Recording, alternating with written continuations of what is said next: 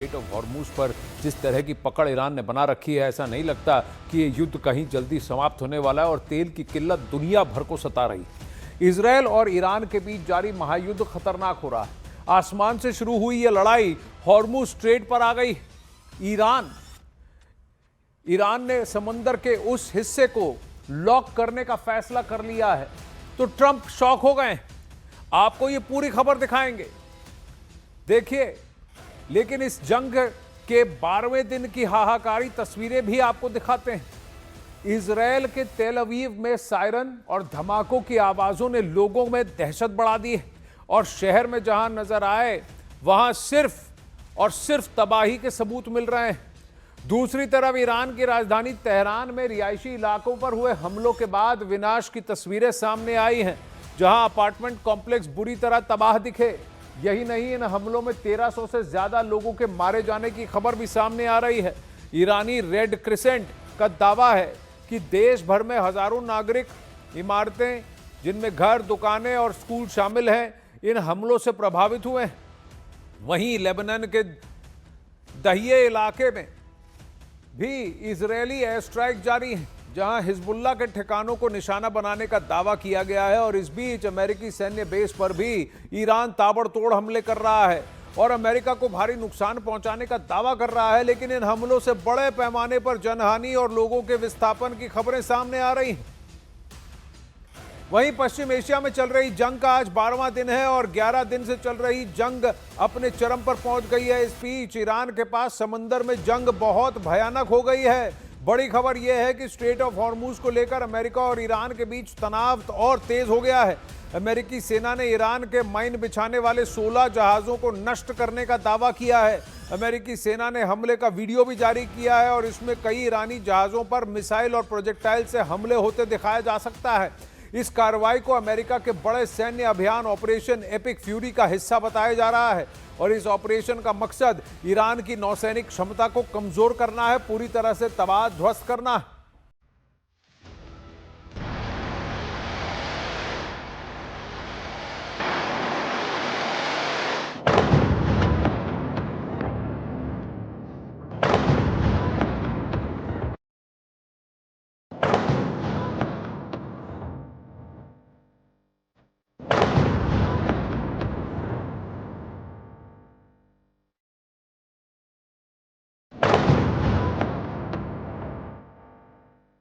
समंदर में mine warfare, Hormuz strait में बिछा बारूद।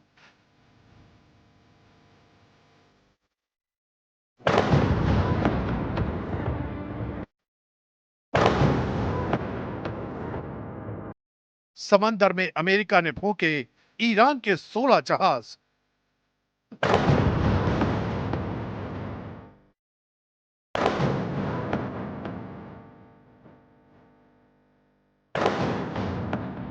हॉर्मुज का डेथ ट्रैप, ऑयल इमरजेंसी का खतरा बढ़ा।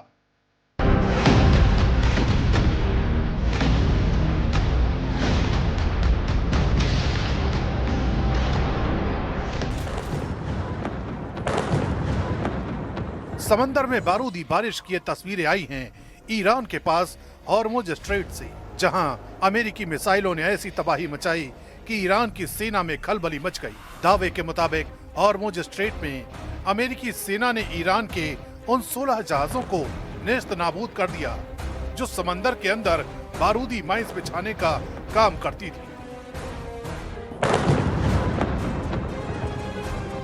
हॉर्मुज स्ट्रेट में अमेरिकी सेना ने जैसे ही इस एक्शन को अंजाम दिया, वैसे ही अमेरिकी राष्ट्रपति डोनाल्ड ट्रंप ने अपने सोशल मीडिया पोस्ट पर दावा ठोक दिया।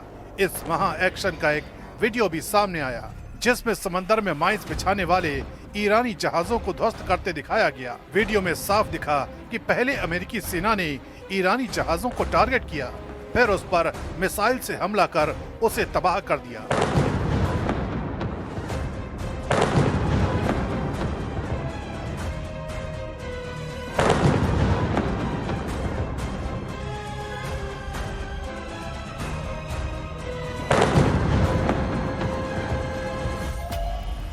इस हमले के बाद हॉर्मुज की लहरों पर बारूद तैरने लगा। अमेरिकी सेंट्रल कमांड ने इस हमले की आधिकारिक पुष्टि भी की।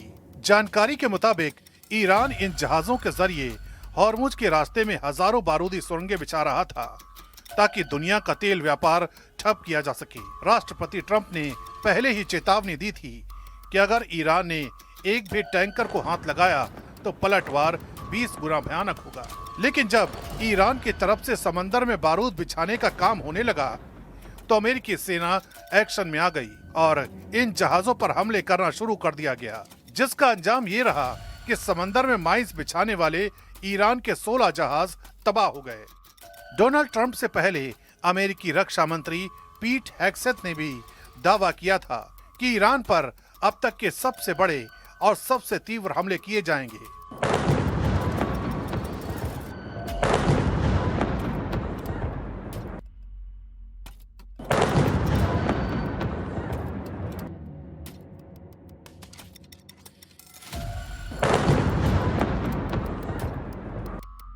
इन हमलों में बड़ी संख्या में फाइटर जेट और बॉमर शामिल होंगे। अमेरिका की तरफ से यह भी दावा किया गया कि ताबड़तोड़ हमलों से ईरान की सैन्य क्षमताएं कमजोर हो रही हैं और वो बुरी तरह हार रहा है। वहीं अमेरिका पर ईरान ने भी तल्ख जवाब दिया है। अमेरिका ने कहा कि वो धमकियों से डरने वाला नहीं है। ईरान को खत्म करने की सोचने वाले अपने अंजाम के बारे में सोचें और ईरान का ये पलटवार एक्शन के रूप में भी दिख रहा है। पश्चिम एशिया में ईरानी मिसाइलें पाताल लोक से निकलकर न केवल अमेरिकी बेस बल्कि तेल और गैस ढांचे को निशाना बनाना शुरू कर दिया है। ईरान के हमले में इराक की बत्ती गुल हो गई, वहां कई ग्रेड फेल हो गए।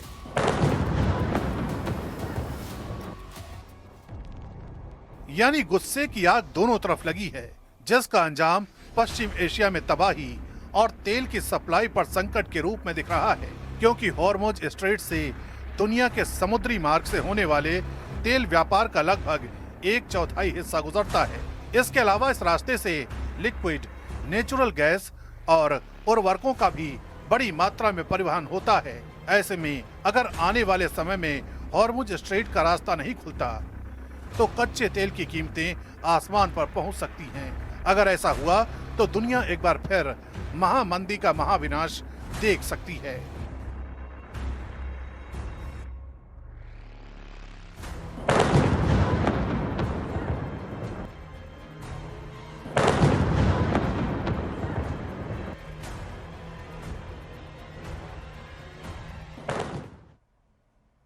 वहीं अमेरिका का दावा है कि उसने हॉर्मुज स्ट्रेट के आसपास 16 माइन लेयर जहाजों को बर्बाद किया है, यानी ऐसे जहाज जिन्हें समुद्र में समुद्री खदानें बिछाने के लिए डिजाइन किया गया है और इन्हीं खदानों में विस्फोटक होता है और इसलिए इसे समंदर की बारूदी सुरंग कहते हैं। आसान भाषा में समझें तो समुद्री खदानें पानी के अंदर छिपे बम होते हैं जो जहाजों को नुकसान पहुंचाने के लिए बनाए जाते हैं। ये दो तरह के होते हैं। पहले मॉड माइंस यानी कि लंगर वाली खदानें और दूसरे बॉटम माइंस यानी कि तेल वाली खदानें या तल वाली खदानें।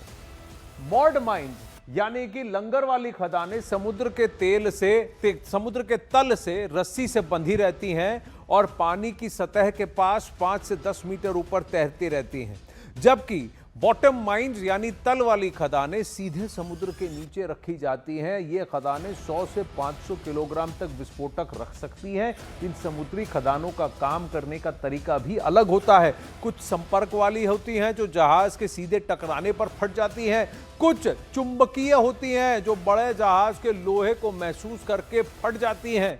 इसके अलावा कुछ बारूदी सुरंगें आवाज पर रिएक्ट करती हैं और जहाज के इंजन की आवाज सुनकर सक्रिय हो जाती हैं, जबकि कुछ बारूदी सुरंग दबाव वाली होती हैं जो पानी में जहाज के गुजरने से पैदा हुए दबाव को पहचान लेती हैं और फिर फट जाती हैं।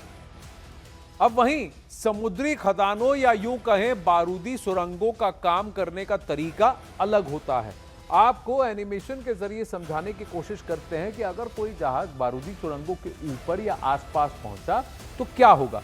लंगर के सहारे समंदर की सतह से लगी खदानें देखने में ये एक बॉल जैसी दिखती हैं। देखिए, बॉल जैसी दिखती हैं जिनमें कांटे की तरह उबार होते हैं। ये देखिए, इस तरह से होती है और जैसे ही इसके आसपास से शिप गुजरती है और वो दबाव का पता लग जाता है तो वो फट जाते हैं। कुछ बारूदी सुरंगें संपर्क वाली होती हैं जो जहाज के सीधे टकराने पर फट जाती हैं, कुछ चुंबकीय होती हैं जो बड़े जहाज के लोहे को महसूस करके फिर फट जाती हैं। अब इसके अलावा कुछ बारूदी सुरंगें आवाज पर रिएक्ट करती हैं और जहाज के इंजन की आवाज सुनकर वो सक्रिय हो जाती हैं, जबकि कुछ बारूदी सुरंगें दबाव वाली होती हैं जो पानी में जहाज के गुजरने से पैदा होने वाली डिस्प्लेसमेंट प्रेशर की वजह से उसको भांप लेती हैं उसके अंदर की सेंसर्स और फिर फट जाती हैं।